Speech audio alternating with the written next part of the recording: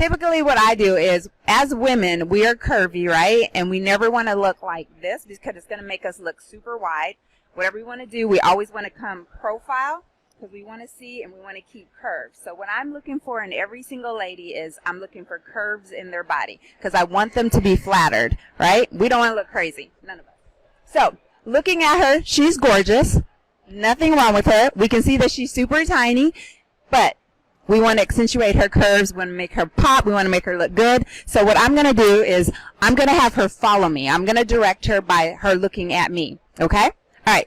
All right, my dear. You look gorgeous, but let's get you popping. All right? So what I'm going to have you do is I'm going to have you turn towards, because your main light is going to be here. You're going to turn there, and you're going to actually turn just a little bit back towards me, just right there. Perfect. So now I can see her waist. We can see how thin her waist is here. We can see her bottom here. But what I'm going to do is have her bend this knee, which is going to be closest to me in the camera. Again, bring that hip back around. Perfect, just like that.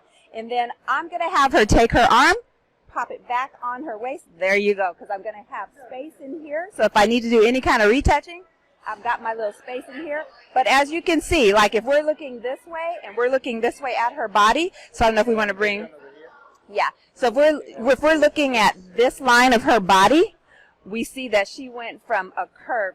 So now she's like in an S pattern. Her forehead is going this way, or you can look at me, but her head is going this way. And then we're going to go from here. We see the angle here, but we also see the curve in here to her bottom that goes down to the knee, and she looks amazing. See